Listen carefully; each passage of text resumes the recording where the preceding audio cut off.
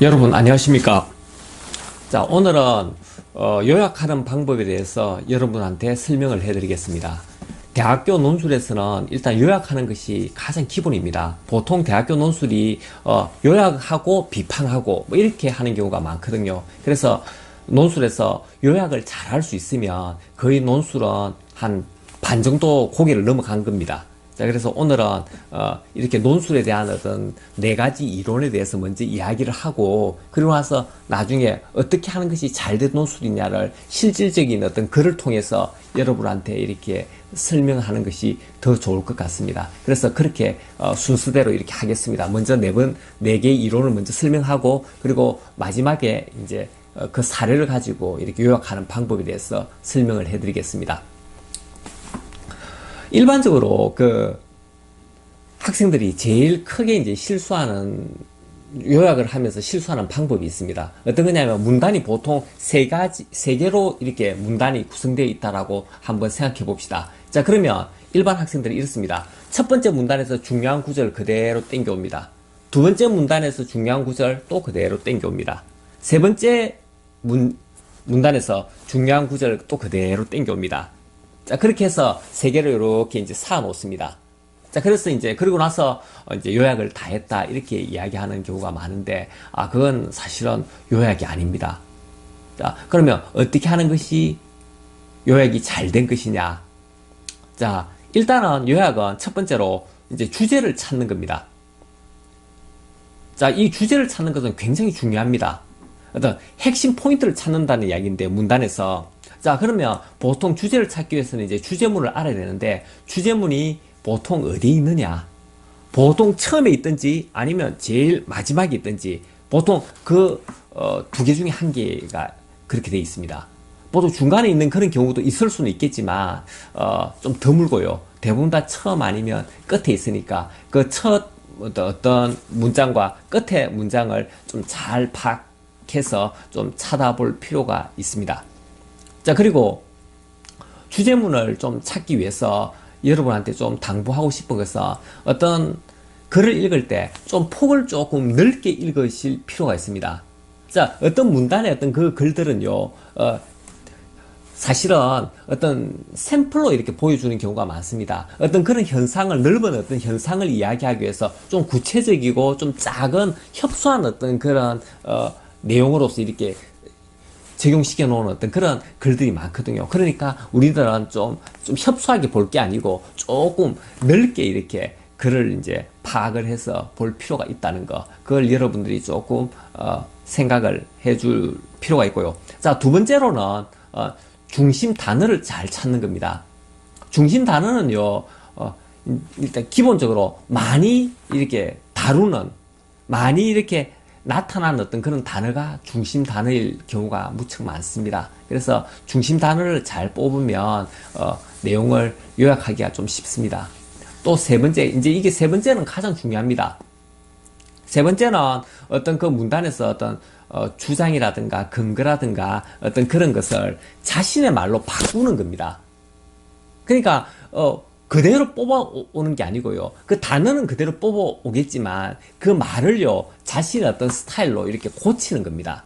자, 그렇게 해야 어떤 그 글이 자신의 글이 됩니다.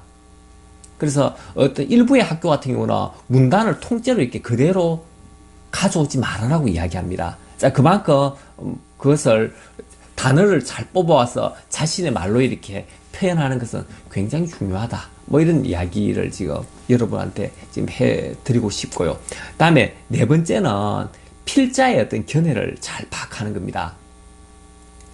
논술문을 쓸 때 논술문은 자신의 관점으로 요약을 하는 게 아니고요, 그 필자의 관점으로 이렇게 요약을 하는 거거든요. 그리고 필자가 그 대상에 대해서 뭐 어떻게 긍정적으로 생각하는지 아니면 부정적으로 생각하는지, 어떤 식으로 생각하는지, 그 어떤 생각의 어떤 틀을 그대로 가지고 와서 요약을 할 필요가 있다는 어떤 사실입니다. 자, 그래서 요런 어떤 네 가지 주제를 잘 찾고, 그리고 중심 단어들을 좀 잘 찾고, 그리고 나서 자신의 말로 이렇게 바꿔서 재구성하고, 그리고 필자의 어떤 견해를 이제 잘 파악해서 이제 가지고 오는 방법. 요 네 가지를 일단 기본적으로 이론으로 이제 잘 파악을 할 수 있으면 이제 요약하는 방법은 좀 쉬운데, 자, 오늘 제가 여러분한테 이제 이야기할 것은 어떤 사례를 가지고 오느냐면, 우리는 결국 모두 형제들이라는 어떤 시애틀 인디언 추장의 어떤 연설문을 가지고 이제 설명을 하겠습니다. 자, 지금으로부터 70년 전에 이제 백인들이 이제 서부로 이렇게 막 몰려가면서 인디언들의 어떤 땅을 빼앗고 인디언들을 이제 보호구역으로 내쫓아버리죠. 자, 그때 어떤 시애틀 추장이라는 유명한 추장이 있는데, 그 추장이 백인들의 우두머리인 대통령한테 자기의 어떤 견해를 이렇게 설명하는 것을 이제 연설한 거죠. 자, 이것을 이제 가지고 오겠습니다.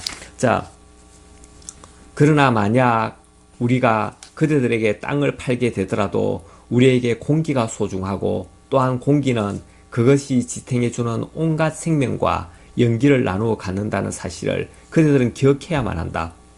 우리의 할아버지에게 첫 숨결을 베풀어준 바람은 그의 마지막 한숨도 받아준다. 바람은 또한 우리의 아이들에게 생명의 기운을 준다. 우리가 우리 땅을 팔게 되더라도 그것을 잘 간수해서 백인들도 들꽃들로 향기로워진 바람을 맛볼 수 있는 신성한 곳으로 만들어야 한다. 우리는 우리 땅을 사겠다는 그대들의 제의를 고려해 보겠다. 그러나 제의를 받아들일 경우 한 가지 조건이 있다. 즉, 이 땅의 짐승들을 형제처럼 대해야 한다는 것이다. 나는 미개인이니 달리 생각할 길이 없다. 나는 초원에서 섞어가고 있는 수많은 물소를 본 일이 있는데, 모두 달리는 기차에서 백인들이 총으로 쏘고는 그대로 내버려둔 것들이었다. 연기를 뿜어내는 철마가 우리가 오직 생존을 위해서 죽이는 물소보다 어째서 더 중요한지를 모르는 것도 우리가 미개인이기 때문인지도 모른다. 짐승들이 없는 세상에서 인간이란 무엇인가? 모든 짐승이 사라져버린다면 인간은 영혼의 외로움으로 죽게 될 것이다. 짐승들에게 일어난 일은 인간들에게서도 일어나게 마련이다. 만물은 서로 맺어져 있다. 자, 오늘 이 내용이 지금 두 개의 문단으로 지금 이렇게 구성되어 있는 어떤 그런 건데요.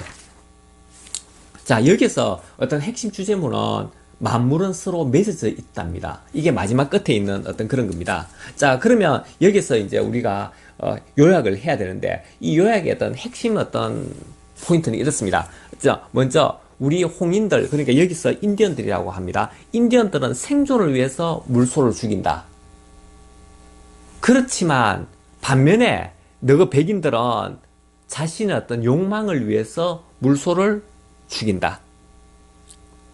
자, 그렇지만 이 모든 어떤 그런 만물들은 서로 맺어져 있기에 짐승이 사라진 어떤 그런 세계는 우리 인간은 살 수가 없다.